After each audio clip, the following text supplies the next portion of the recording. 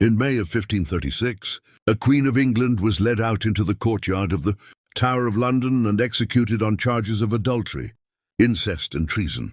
Her own husband, the king who once broke apart the entire religious order of his country to marry her, signed the order that ended her life. Yet 5 centuries later, historians studying the same trial documents have arrived at a chilling consensus. The evidence used to condemn her may have been almost entirely invented.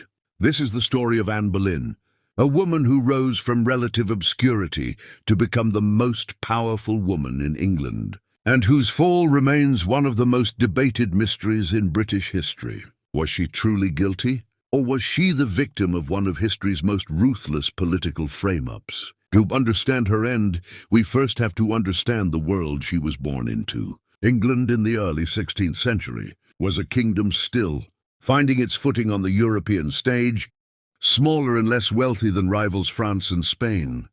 The Tudor family had only held the throne for a few decades, and Henry VIII's greatest obligation, like every monarch of his era, was to produce a male heir who could inherit the throne without dispute. This single obligation would come to define nearly every major decision of his reign, and it would ultimately decide Anne Boleyn's fate long before she ever caught his eye. Anne was born into the Boleyn family, an ambitious noble household that had climbed the social ladder through clever marriages and diplomatic connections rather than ancient bloodline alone. Her father, Thomas Boleyn, was a skilled diplomat, and it was through his connections that young Anne was sent abroad to be educated at some of the most sophisticated courts in Europe, including the French royal court. There she absorbed continental fashion, art, and above all, an intellectual sharpness that was rare among English women of her time. When Anne returned to England to serve as a lady-in-waiting, she brought with her an entirely different way of carrying herself, one that set her apart from every other woman at Henry's court.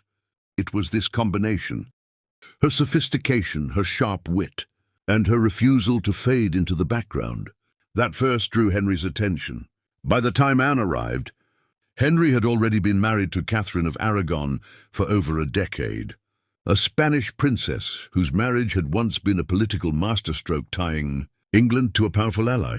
But Catherine had failed again and again to produce a surviving male heir, and as Henry aged, this failure weighed on him more heavily with each passing year, creating exactly the vulnerability that Anne's arrival would soon exploit.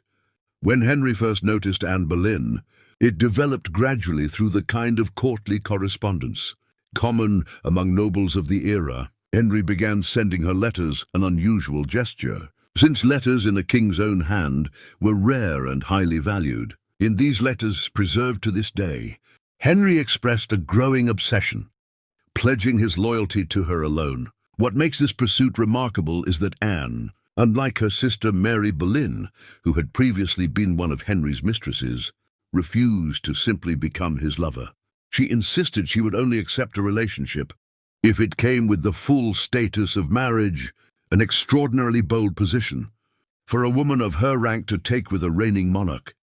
For years the pursuit continued, with Henry attempting to negotiate an annulment of his marriage to Catherine through the Catholic Church. This process, known as the King's Great Matter, dragged on for the better part of a decade, tangled in the politics of Rome and Catherine's powerful nephew, the Holy Roman Emperor Charles V, who had no interest in seeing his aunt set aside. The Pope, caught between the English king and the far greater military power of the emperor, repeatedly delayed a final ruling. This impasse pushed Henry toward the most radical solution imaginable. Rather than wait indefinitely for Rome, Henry embraced the arguments of advisors like Thomas Cranmer and Thomas Cromwell, who helped construct the legal framework for what became the English Reformation, formally separating the Church of England from the Pope's authority. Henry declared himself supreme head of the Church of England, granting himself the authority to annul his marriage without foreign interference. It is difficult to overstate how enormous this decision was, reshaping the religious identity of an entire nation, all set in motion by one king's determination to marry one woman. In January of 1533, Henry and Anne were secretly married, with Anne already pregnant, adding urgency to the affair. Months later, the marriage to Catherine was formally annulled, and Anne was crowned Queen of England in June of 1533. For Anne, it must have felt like the culmination of years of careful strategy and personal risk. But the very forces that elevated her, Henry's obsession and his desperate need for a male heir, were the same forces that would soon turn against her. Anne's coronation should have marked a triumphant new chapter, but almost immediately the pressures of her position closed in around her. As queen, her single most important responsibility was to provide Henry with a healthy male heir. In September of 1533, just 3 months after her coronation, Anne gave birth to a daughter, Elizabeth. While the birth of a healthy child was a relief given, the dangers of childbirth in this era, the fact that the child was a girl, was a significant disappointment to Henry, who had been assured by physicians of the time that he would have a son. Over the following 2 years, Anne suffered at least 2 further miscarriages, including one devastating loss in early 1536 of what appeared to have been a male fetus. In the medical understanding of the era, a queen's failure to produce sons was often interpreted, unfairly by modern standards, as a personal failing of the woman rather than a matter of chance. This created an increasingly precarious situation. The same sharp wit and confidence that once made Anne irresistible began to be reframed by her enemies at court as arrogance and unwomanly behavior. The court that had once been dazzled by her rise began, slowly, to turn against her. Compounding this shift was Henry's changing affections. By late 1535, Henry had become infatuated with Jane Seymour, one of Anne's own ladies-in-waiting. Quiet and deferential where Anne was assertive, this pattern, a king becoming infatuated with a lady serving his current queen, closely mirrored the very situation that had first brought Anne to Henry's attention years earlier. Meanwhile, the political landscape was shifting in ways more dangerous to Anne than Henry's wandering eye. Thomas Cromwell, who had once worked closely with Anne's faction to engineer the break from Rome, began to see her as an obstacle. Historians point to disagreements over how wealth seized from dissolved, monasteries should be spent, and a growing sense that Anne's outspoken involvement in politics threatened the balance of power Cromwell was trying to maintain. By the spring of 1536, Cromwell appears to have concluded that removing Anne was now firmly in his own interest. To understand how quickly Anne Boleyn's fall was engineered, it helps to understand the man most responsible for orchestrating it. Thomas Cromwell had risen from humble origins, the son of a blacksmith, to become Henry's chief minister, and the architect of much of the legal machinery behind the English Reformation. He was known for extraordinary administrative skill, ruthless efficiency, and a willingness to use the full power of the state against anyone in his way. He had overseen the dissolution of England's monasteries, a massive seizure of church property that filled the royal treasury and Cromwell's own influence along with it. By early 1536, Cromwell had apparently decided that Anne's continued presence as queen posed an unacceptable risk to his own position. Contemporary accounts suggest Anne had grown increasingly critical of how Cromwell managed the redistribution of monastic wealth, creating a genuine policy rift that Cromwell appears to have decided could only be resolved by Anne's complete removal from power. What followed was one of the most rapid and ruthlessly efficient political takedowns in English royal history. In late April of 1536, a court musician named Mark Smeaton was arrested and, after what many historians believe involved coercion, confessed to having had a relationship with the Queen. This single, likely fabricated confession appears to have given Cromwell the foothold he needed. Within days, several prominent courtiers, including Sir Henry Norris, Sir Francis Weston, William Brereton, and most shockingly, Anne's own brother George Boleyn, were arrested and accused of adultery with the Queen. The charges against George went further still, alleging an incestuous relationship with his own sister, a charge so extreme it stood out as particularly damning even by the standards of Tudor court intrigue. The speed of these events is itself deeply suspicious to modern historians. In roughly 3 weeks, Anne went from reigning queen to convicted traitor sentenced to death. The men accused alongside her were tried and found guilty within days. Based on evidence that, examined by later historians, simply does not hold up, court records show inconsistencies in dates, with several accused men documented as being in entirely different parts of the country on the days the encounters supposedly took place. No independent witnesses ever came forward. The entire case rested almost exclusively on one coerced confession and a web of court gossip and political convenience. Anne Boleyn was arrested on the 2nd of May, 1536, and taken to the Tower of London, the same fortress where she had once stayed before her glittering coronation just 3 years earlier. The symbolism of this reversal was not lost on contemporaries. She was formally charged with adultery with 5 men, incest with her own brother, and high treason, specifically a conspiracy to bring about the king's death, a charge carrying an automatic sentence of execution. The trial, held on the 15th of May, was presided over by a specially convened court of 26 of the highest-ranking nobles in England. Remarkably, this jury included Anne's own uncle, the Duke of Norfolk, who served as presiding judge over his own niece's trial for her life. This nonetheless highlights how thoroughly the trial was stacked against any fair outcome. Anne was reportedly composed throughout, firmly denying every charge, but the verdict had almost certainly been decided long before the trial began. The men accused alongside her fared no better. George Boleyn was tried separately but on the same day, and despite mounting a surprisingly effective defense, pointing out contradictions in the charges, he too was found guilty. Modern historians examining surviving trial records have noted that specific dates listed for alleged encounters correspond to times when Anne is independently documented through other court records to have been recovering from childbirth or attending state functions elsewhere.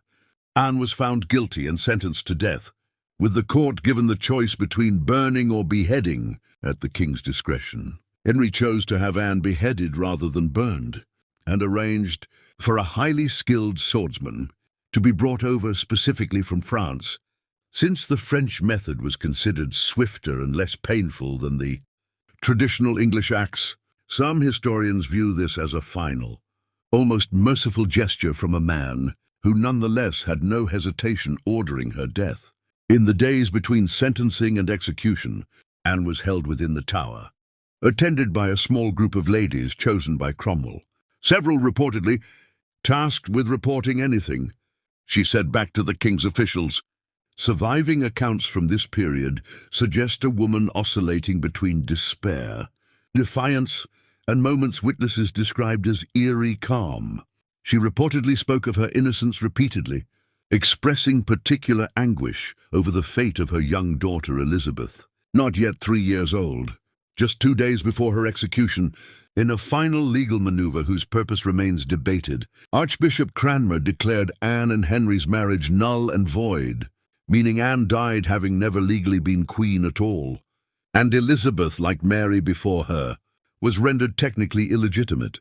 Some historians interpret this as Cromwell and Henry covering every legal angle, ensuring no future claims could be made on Anne's or Elizabeth's behalf. On the morning of the 19th of May, 1536, Anne was led out into a specially constructed scaffold within the Tower grounds, a location chosen for its privacy compared to more public execution grounds, likely to limit the size of the crowd. She reportedly dressed carefully, choosing a gown designed to convey dignity rather than despair. In her final speech, following the conventions expected of condemned nobles, she did not proclaim her innocence outright, an act that could have endangered her family further.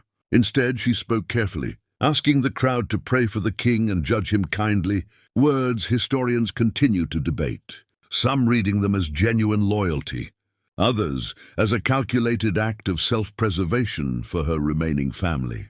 Henry moved with striking speed following Anne's execution.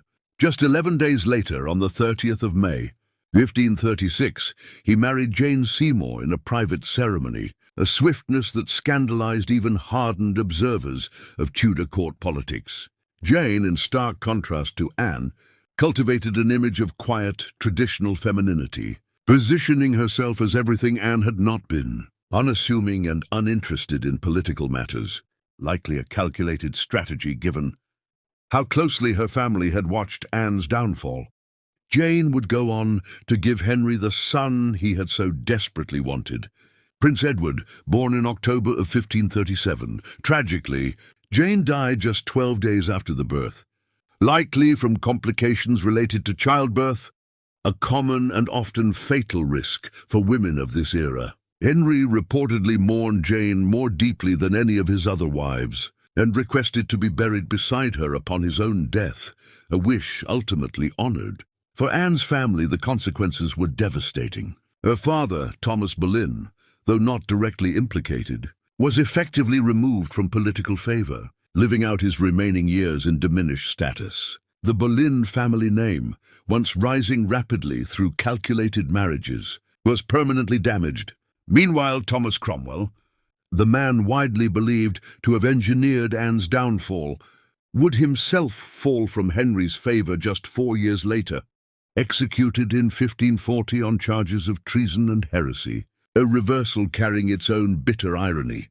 Perhaps the most remarkable long-term consequence of Anne Boleyn's fall was the eventual fate of her daughter, Elizabeth. Declared illegitimate following her mother's execution, Elizabeth's early years were marked by uncertainty regarding her status within the royal succession. For a time, she was largely excluded from court life, raised in a separate household, though she nonetheless received an exceptionally rigorous education, including fluency in multiple languages and a sophisticated understanding of theology and politics, subjects rarely afforded to women of the era. Following Henry's death in 1547, the throne passed first to Edward, Jane Seymour's son, who died young, and then to Mary, Catherine of Aragon's daughter, whose turbulent reign was marked by a violent attempt to restore Catholicism, earning her the epithet Bloody Mary only after Mary's death. In 1558, without an heir, did Elizabeth finally ascend to the throne, becoming Elizabeth I, a monarch whose reign would come to be regarded as one of the most successful in English history. Elizabeth's reign saw the establishment of Protestantism as England's state religion, the defeat of the Spanish Armada, and a flourishing of English culture, producing figures such as William Shakespeare, an era fittingly known as the Elizabethan Age. Elizabeth famously chose never to marry, a decision historians have long debated, with some suggesting that witnessing her own mother's fate, executed in part due to the pressures of marriage and producing an heir, may have profoundly shaped her reluctance to place her fate in a husband's hands. In this sense, Anne Boleyn's legacy, though she did not live to see it, arguably shaped the character of one of history's most consequential rulers. So, was Anne Boleyn guilty, or was she the victim of one of history's most ruthless political frame-ups? The overwhelming consensus among modern historians, examining the trial records, timeline inconsistencies, coerced confessions, and clear political motivations involved, is that the charges against her were almost certainly fabricated, constructed out of political necessity rather than genuine evidence. Henry needed a fast, legally unassailable way to end his marriage, without undermining the religious reforms he had staked his reign on, and Thomas Cromwell needed Anne removed to secure his own position. Together, these two men constructed a case against Anne that modern legal standards would almost certainly never allow to stand. What makes Anne Boleyn's story endure, more than the specific details of her trial or execution, is what it reveals about the nature of power. It illustrates how easily the machinery of law and justice could be bent entirely to serve political convenience rather than truth. It shows how quickly public perception of a woman could be transformed, from celebrated queen to condemned traitor within a few short weeks, through carefully placed accusations and a legal system designed to reach a predetermined conclusion. Anne Boleyn's life and death also had consequences reaching far beyond her own fate. The religious reformation her relationship with Henry helped set in motion reshaped England's political and religious identity for centuries. Her daughter Elizabeth would go on to rule over one of the most celebrated periods in English history, in many ways vindicating the intelligence and strength of will that had once made Anne herself such a formidable and ultimately threatening figure at court. The truth about those final weeks of Anne Boleyn's life may never be fully settled, but the evidence, examined honestly, points overwhelmingly toward a woman condemned not for what she did, but for who she had become, and for the inconvenient political obstacle her existence as queen represented.